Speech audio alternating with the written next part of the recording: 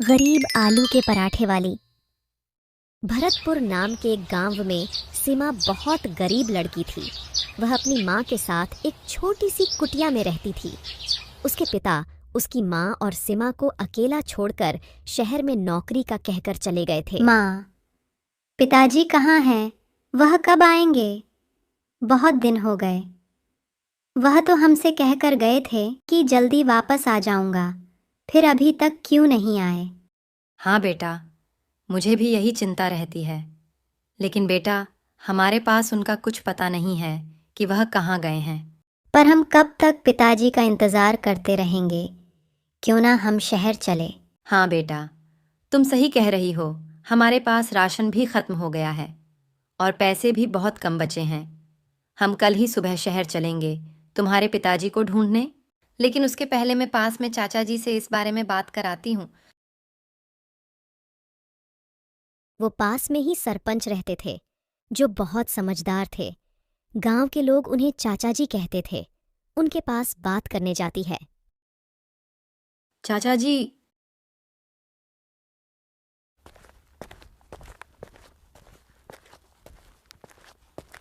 अरे बेटा, तुम यहाँ कैसे?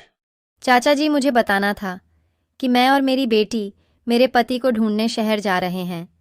बहुत दिन हो गए, वह भी नहीं आए और हमारे राशन के लिए पैसे भी खत्म हो गए हैं। लेकिन बेटा, तुम इतने बड़े शहर में उसे ढूंढोगी कैसे? तुम्हारे पास तुम्हारे पति का एड्रेस है? एड्रेस तो नहीं है, लेकिन फिर मैं क्या करूं? मेरी बेटी की पढ़ाई का खर्च भी नहीं है, न खाने के लिए पैसे बचे हैं।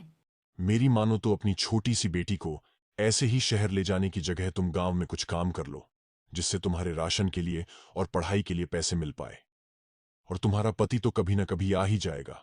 लेकिन चाचा जी, मैं क्या काम करूं और काम शुरू करने के लिए पैसे कहाँ से लाऊं? बेटा, इस गांव में खेती करने और पास में नदी होने से बाहर के गांव से बहुत लोग आते हैं। तो तुम कुछ खाने पीने के सामान का ठेला वहां क्यों नहीं लगा लेती? इससे तुम्हारी कमाई भी होने लगेगी। और पैसे की चिंता मत करो, अभी तुम मुझसे ले लो और बाद में जब तुम्हारा काम हो जाए तब लौटा देना। धन्यवाद चाचा जी, आप सही कह रहे हो। अभी मेरे पास इतने पैसे नहीं हैं कि हम शहर जाकर रह पाए। मुझे आलू के पराठे बहुत अच्छे से बनाने आते हैं। ज़रूर बाकी लोगों को भी पसंद आएंगे। मैं उसका ही ठेला लगा लेती हूँ और आपके पैसे भी मैं जल्दी ही वापस कर दूंगी। सीमा की माँ घर जाकर उसे सारी बात बताती है और यही रहने के लिए समझाती है।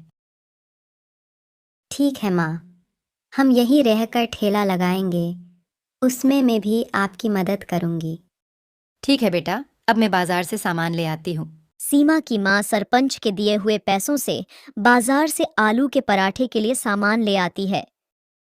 घर आकर दोनों कल के ठेले के लिए तैयारियां शुरू कर देती हैं। अगले दिन सुबह ही सीमा और उसकी माँ ठेला लगा लेती हैं। पहले ही दिन से ठेले पर ग्राहकी शुरू हो जाती है। बेटा, आज तो पहला दिन था, तो भी हमारी ग्राहकी अच्छी हुई है। हम ऐसे ही मेहनत करते करेंगे तो सब ठीक हो जाएगा। तुम्हारे पापा आएंगे तो वो भी बहुत खुश होंगे। ऐसे ही रोज सीमा और उसकी माँ ठेला लगाने लगी और उनकी ग्राहकी भी बढ़ते गई। सरपंच जी की मदद से हमने हमारा ठेला लगाना शुरू करा था। अब हमारी इतनी कमाई हो गई है तो मैं उनके पैसे भी वापस दे आती हूँ। उधर शहर से सीमा के पिताजी भी वापस गांव आ रहे होते हैं।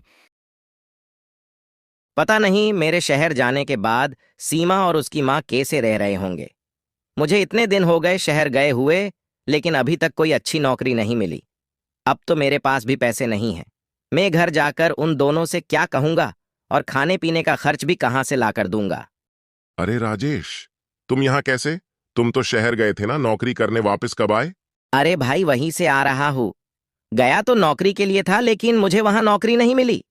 पता नहीं यहाँ मेरी बेटी और उसकी माँ कैसे रह रही होंगी। अरे तुम उसकी चिंता मत करो, वह दोनों तो यहाँ बहुत अच्छे से रह रही है। सीमा की माँ ने आलू के पराठे का ठेला लगाना है चालू करा है। बहुत दिनों से वह वहीं ठेला लगा रही है और उनकी कमाई भी बहुत अच्छी होने लगी है। लेकिन हर दिन वो दोनों बस तुम्हारा इंतजार करती रहती हैं। तुम्हें देखकर वो बहुत खुश हो जाएंगी। क्या तुम सच कह रहे हो? तुमने तो ये बताकर मेरी चिंता दूर कर दी। मैं अभी जाकर उन दोनों से मिलता हूँ। सीमा बेटा। अरे पिताजी, माँ देखो, पिताजी वापस आ गए। इतने दिन से आप कहाँ थे? हमें आपकी बहुत चिंता हो रही थी। मन में ना जाने कैसे कैसे ख्याल आ रहे थे। हमने बहुत कोशिश की कहीं से आपकी जानकारी लेने की, लेकिन कहीं से कुछ खबर नहीं मिली। हमारे पास राशन के लिए भी पैसे खत्म हो गए थे। सीमा के स्कूल की फीस के लिए भी पैसे नहीं थे, तो उसको भी स्कूल से निकाल दिया था। तभी से मैंने आलू के पराठे का ठेला लगाना चालू करा। मुझे भी शहर में तुम दोनों की बहुत चिंता हो रही थी। वहां मैं काम की तलाश में इधर उधर भटक रहा था, लेकिन कहीं कुछ काम नहीं मिला। कहीं काम मिला तो वो पैसे वहां रहने में खर्च हो गए। लेकिन तुम्हारे पास ठेला लगाने के पैसे कहाँ से आए? कहीं से तुम्हारी कोई खबर नहीं मिल रही थी और हमारे पास राशन भी नहीं बचा था। इसलिए मैं और सीमा तुम्हें ढूंढने शहर आ रहे थे। वही बात करने में चचा जी के पास गई तो उन्होंने मुझे समझाया और ठेला लगाने के लिए पैसे दिए थे। और आप चिंता मत करिए, यहाँ हमारे पराठे के ठेले पर अच्छी ग्राहकी होने लगी है। अच्छा हुआ आप भी आ गए। अब हम सब मिलकर ठेला लगाएंगे और एक साथ रहेंगे। अच्छा, फिर तो मुझे अभी ही चाचा जी के पास जाकर उनका धन्यवाद करना चाहिए। अगर वो तुम्हें सलाह नहीं देते और ठेला लगाने के लिए भी पैसे नहीं देते तो ना जाने क्या हो जाता। आप इतनी दूर से आए हैं, पहले कुछ खा लीजिए, फिर हम दोनों चाचा जी के पास चलते हैं। चाचा जी, आपका बहुत बहुत धन्यवाद। मेरे शहर जाने के बाद आपने मेरे परिवार की इतनी मदद की। अगर आप इन्हें शहर आने से नहीं रोकते तो पता नहीं मैं इन दोनों से कैसे मिलता। अरे बेटा, इसमें धन्यवाद की क्या बात है? यह तो मेरा फर्ज है। धन्यवाद तो तुम्हें तुम्हारी पत्नी का करना चाहिए।